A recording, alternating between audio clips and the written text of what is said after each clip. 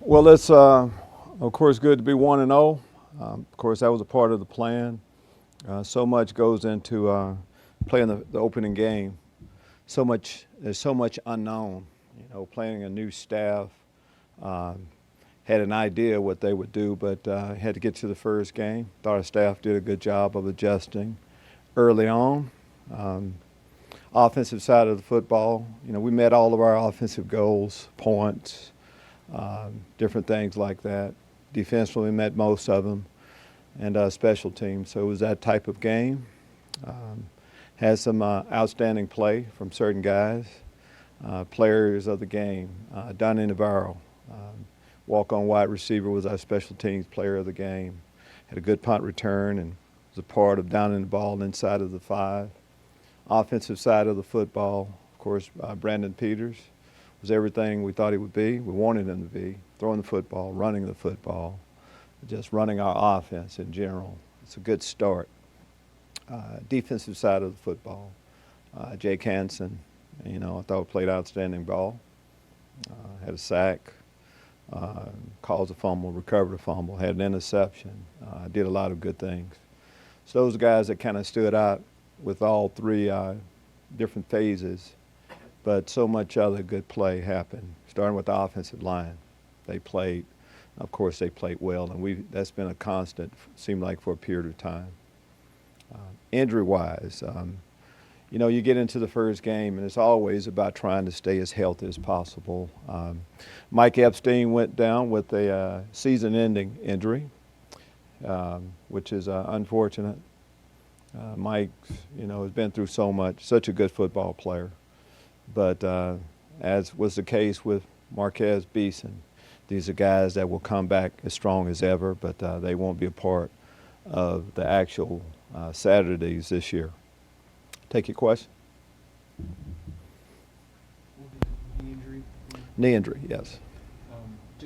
He's obviously battled so much. He had Mike Dudek go through this. He's battled so much. Just what's this mean to you guys as a team?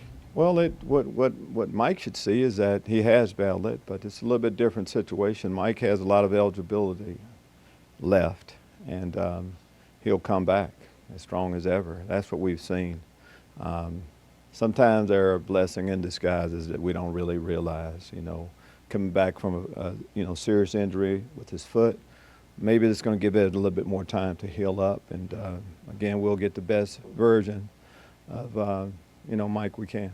What do you see in that group? I mean, you had a lot of guys get carries, Dre Brown, Ray Von Bonner too. Well, the running back position is our deepest group. You mentioned Reggie Corbin, starting with him. Ray Von Bonner has been out, but he came back, gave us some good play. You mentioned Dre Brown. So we have a few guys. Kenyon Sims, another player. So it's always next man up as much as anything, and they'll continue to play well. What's his mentality like after this? He seems like a guy that was re-energized in training camp, and to see this happen is kind of a shock. I'm not trying to, knock your question or anything, but, he's out for the year. He's had a lot of tough injuries, so you can imagine how he's feeling right now. We all are feeling that way for him. But you move on, and that's what can't stay in that hole very long. It has to be about him coming back, which he will. I mean, his career is not over. He's not going to play this year. Luke Ford is not going to play this year. Like I said, Marquez Beeson. We have some good football players that aren't playing this year, but eventually they will. Coach, what did you see from UConn in their opener?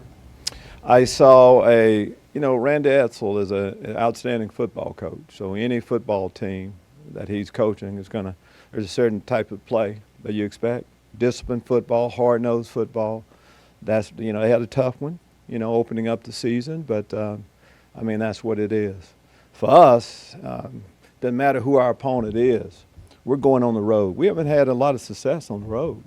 I'm told we haven't won a non-conference game on the road since 2007. I don't know if that's true or not, but it sounds pretty good to tell the team. So there's a lot at stake, and good football teams just can't play at home. You have to be able to go on the road. And so I'm anxious to see how we respond the second game. I think every year I've been here, we won the first game, and I've talked about the improvement from game 1 to game 2. That's what we need to see, and there's so much room to improve in all 3 levels. After having a chance to look at the film, maybe what are some things you noticed that you didn't exactly notice on the sideline on Saturday? I think we noticed most of the things that happen on the sideline. You know, the details of each position. You can't watch every position, but besides that, you know, we critique, we grade every play, technique, whether they make the play or not, effort, all of those things, of course. And the players get a grade, and we feel pretty good about the grades that they have, but there's nothing major that we don't see or didn't see. When you go into an opening game, you know, the first quarter, you have to see what they're doing, and then you start adjusting right away. And defensively, of course, we had to do that after the first series. And with all three phases, that's what happened. Coach, you talked about safety position with Kirby Joseph. Am I correct? He won't play in the first half of the next game? That is, Status of Sidney Brown. Status of Sidney Brown. First off, yes, Kirby Joseph will be at the first game, the first half of our next game. Unfortunate.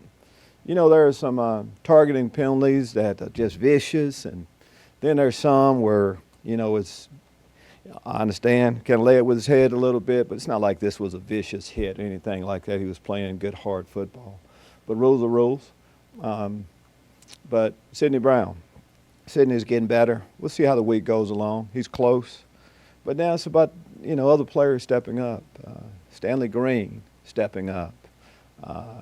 Mike Marquez. Kristen Boback. We have Dawson DeGrew. We have some other players. So as always, next guy up.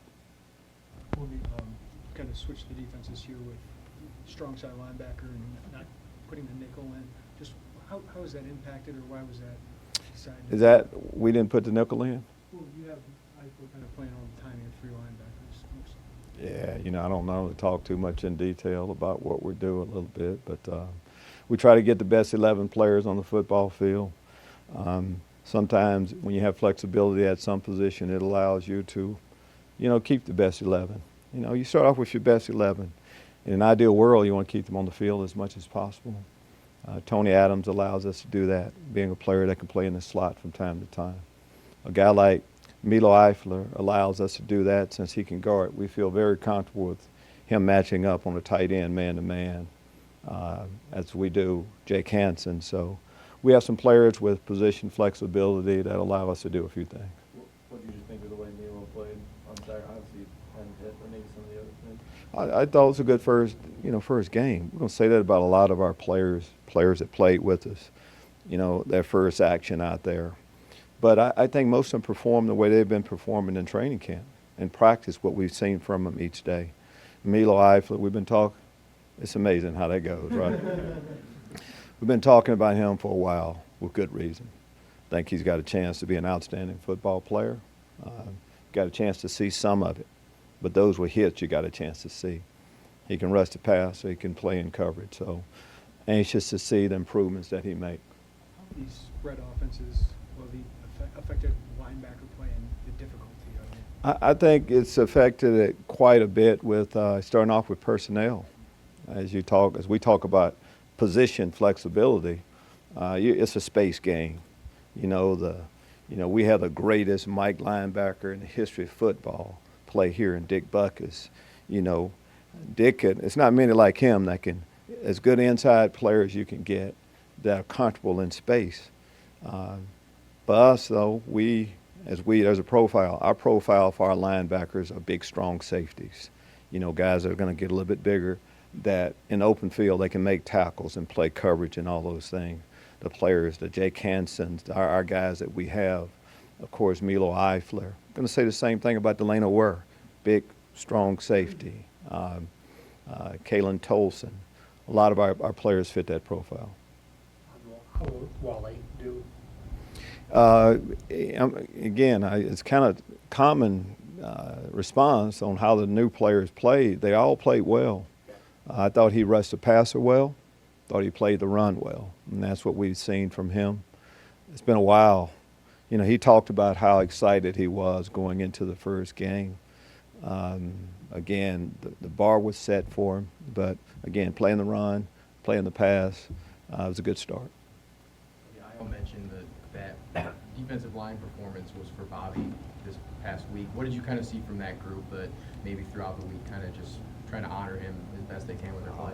I think, long before you get to the game, they've been trying to honor Bobby. And Bobby, you have one of your brothers just down. Doesn't take a football game to really honor him. I think their play is the type of play that Bobby expected them to have. I mean, they probably told you we're in constant communication with Bobby. But that's what Bobby would tell them. Hey, play as well as you're supposed to play, just because that's what you're supposed to do as much as anything. And I think they did that. We definitely missed him. Do you expect Bobby to be able to make it down for a game soon? Or I don't know. I expect him to have a better day today than he had yesterday.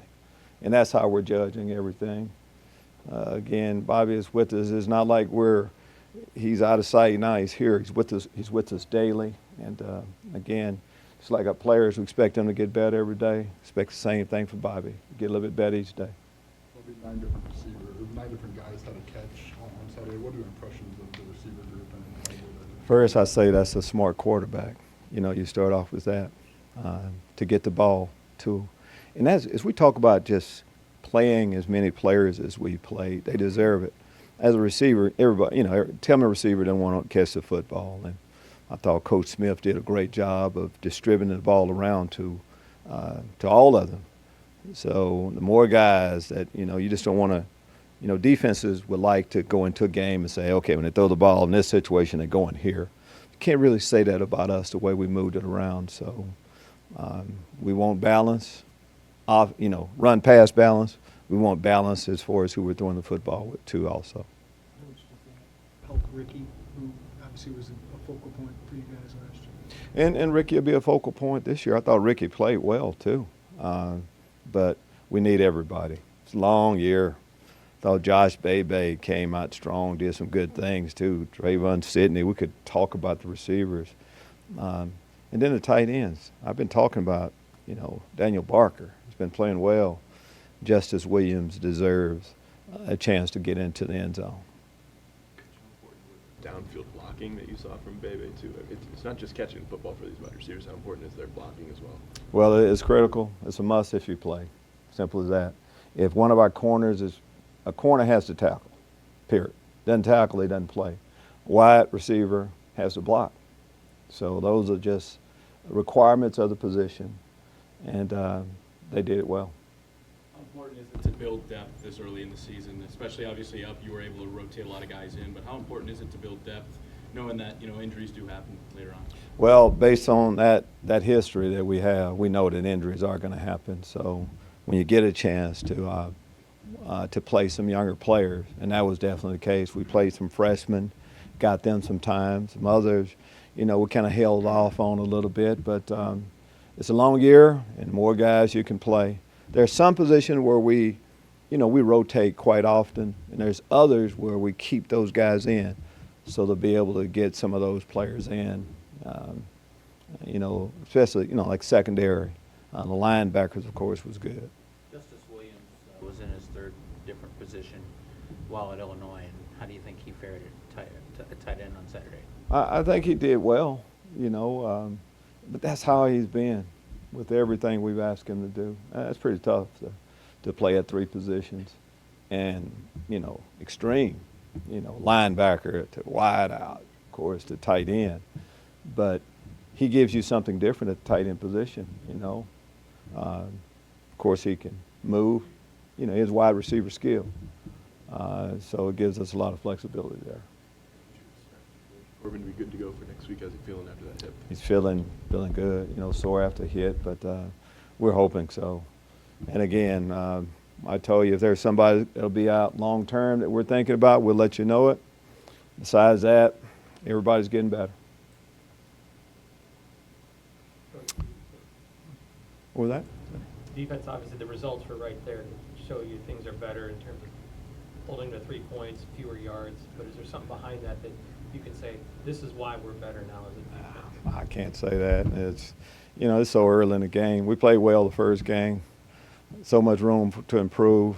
Anxious to see us go on the road and set the bar Saturday. That's about all that's happened so far. a lot late into the season. We can talk about whether we really have or not. Big challenge this week. Thank you.